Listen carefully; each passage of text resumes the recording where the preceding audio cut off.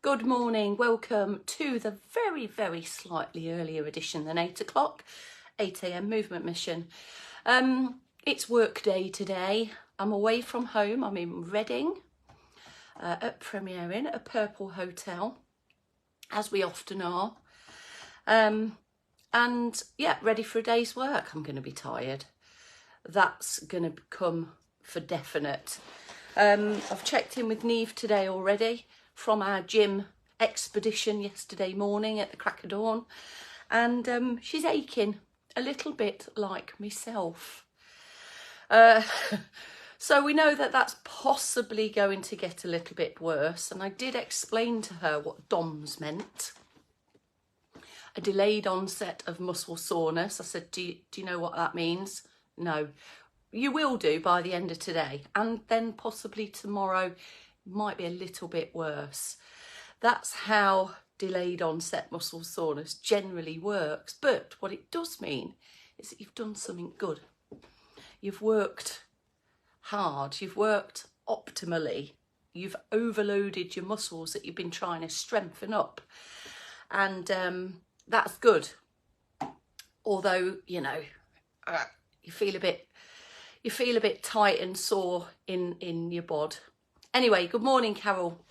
You're the first one in this morning. I'm hoping people saw my nudge message. I sent it last night just to give a small heads up for the times for today and tomorrow.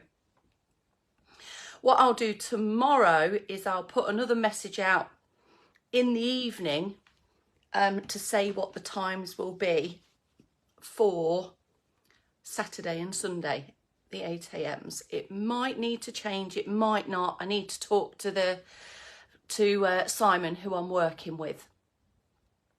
Morning, Gillian. Morning, Vivian and Paul. Thanks for joining me at this slightly earlier get up and go. This is so I can get gone and get to the course for around 8:30, which is the time we're supposed to be clocking in. And I need to get organised as well. This is my first outing of delivering the course and tutoring the course for postural stability instructors. So I'll need to get organised. I can't be flying by a seat of my pants just yet. Right, 1 minute then, or a little bit less than a minute, and we'll get started. Yep, that'll do us. Okay, are we ready, people? Morning, Margaret. Your message has just popped through. Here comes the rest of them. Gillian's in. Odil's in for the slightly earlier start. Right, good morning, good morning, good morning. Bex is going to be with me tomorrow. She's vetting me tomorrow on the day 2. Right, here we are. 3, 2, 1. Good morning and welcome. I believe it's Thursday, the 5th of October, 2023. This is our 8 a.m. This is our mobility, get up and start moving movement snack. Extra movement minutes always to be had, not just within these lives or catch-ups, but within your life as well. So crowbar some stuff in to get even more out of what you're doing. Right, is that it? Have I done the intro? Come on, let's go.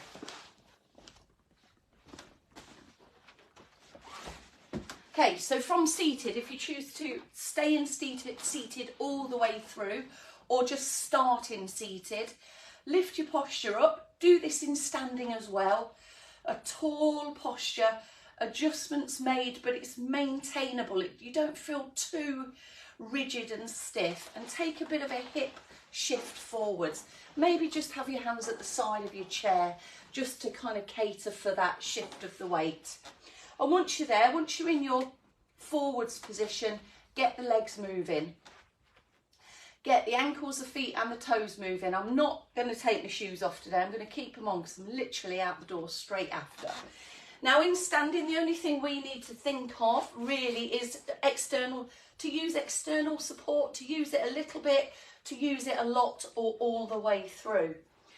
You might have that in front of you, or to any one side or both sides. Start to push up and power a little bit of a spring from the ball of your foot there. And that will push the knees into a lifted position. And we've got a patter of movement. We've got a steady pace, comfortable pace, something that's going to warm us up and get us to breathe a bit deeper, but not get us out of breath or feeling tired from it. This is maintainable, sustainable level of activity and effort. Let's add the arm in. Oh, I can feel that on my shoulder already. Bend at the elbow, shortens the lever, and then you can concentrate, focus on getting and pressing the elbow back a little bit. Yeah, I can feel that. That's the first bit of loosening for my shoulders. And shoulders can hold tension and stiffness within them. So loosening them up, getting some warmth into the muscles surrounding the joints, warmth into the joints themselves will just help them move better. And then of course we've got our trunk trio, the top trio, the ankles, feet and toes trio to organise other joints in your body. Let's just carry on through, taking the legs into a bit of a rest, just with an extra focus on arms and shoulders as we're hitting the top trio first. This shouldery movement will help to warm up the neck area too.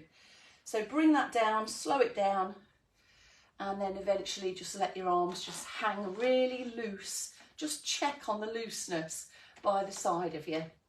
Right, are we ready then? So sitting or standing as tall as you can. You might want to have your feet a little wider, and then we've got a lift up and a lowering down action.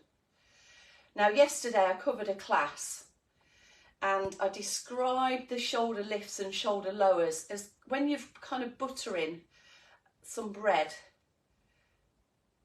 You've got that glide up and glide down, butter, spread kind of thing.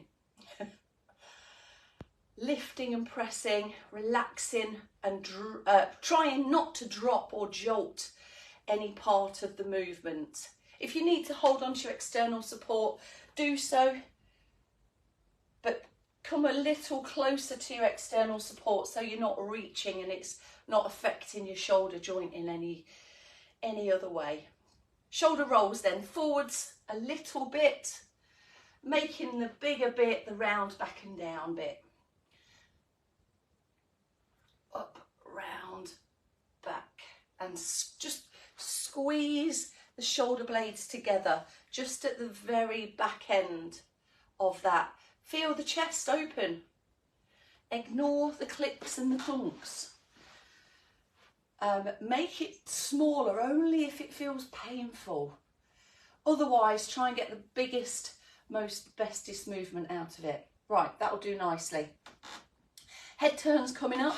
So sit tall, stand tall, feet a little wider, hands on external support in standing, moving slowly and steadily back to the middle point.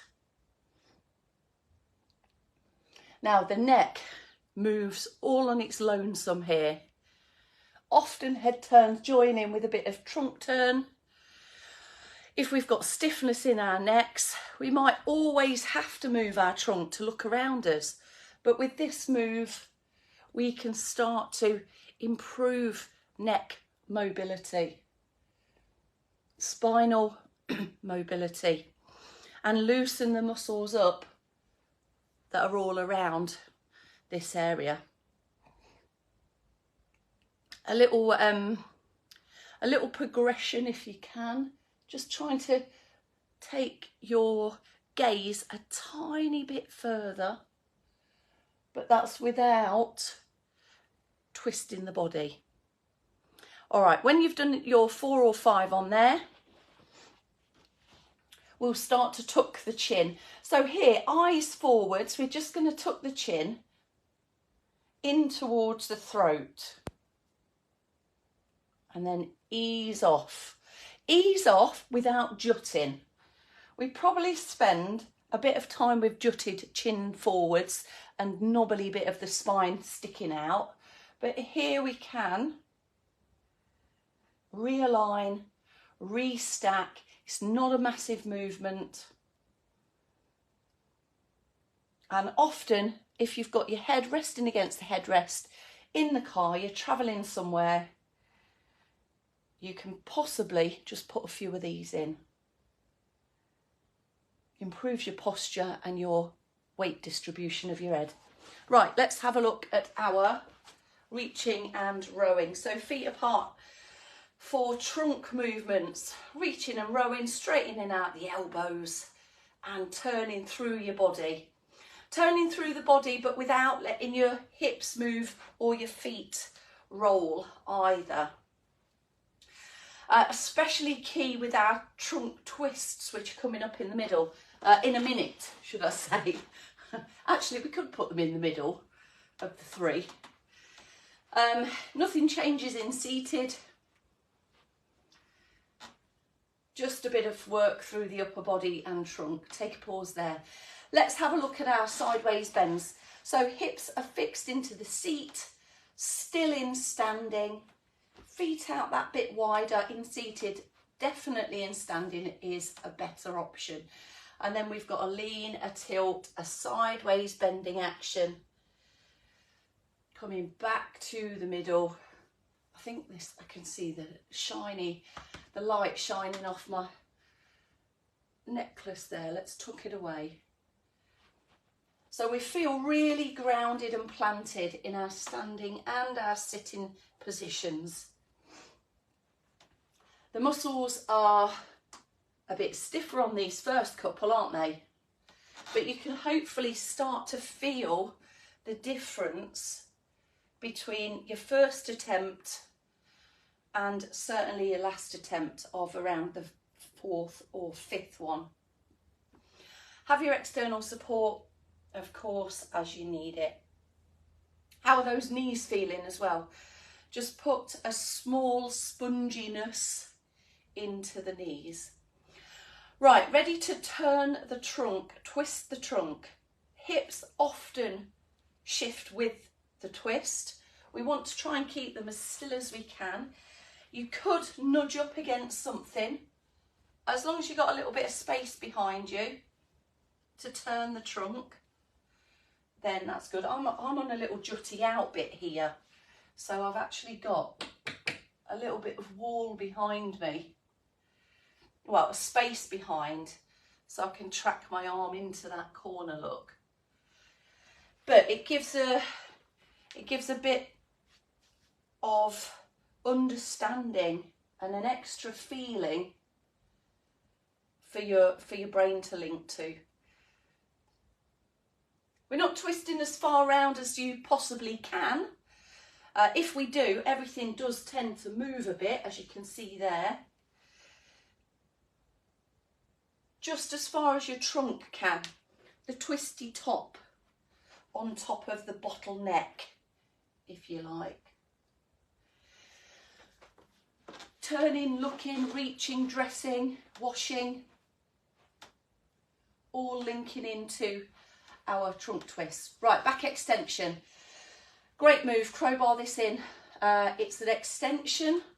Well, it's finding your best posture. Chin tuck in place, chin towards the neck, remember. And then going a little bit beyond your best posture with a back extension. A bendy bit through your spine. You might want to go all the way from slump first, so then you can really feel your way up, up, up, lifting, lengthening, feeling all of this area open out of your tummy as well.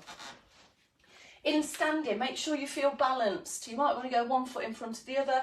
You might definitely want your external support. What helps balance as well is keeping the head in the right place. If it's over the back of us, it weighs a lot. It might overbalance us slightly. So just be aware of that. Look forwards and ease off there. All right. Put some fidgety feet in, some foot pedals. After you've finished that last back extension, some foot pedals, some toe taps, some toe grippers, some crunches. You might feel a bit restricted if you've got shoes or slippers on. You might want to just fling them off. It's up to you. Some toe lifts. Your toes will be working against the restrictions of your shoes here, but we can still get some movement going.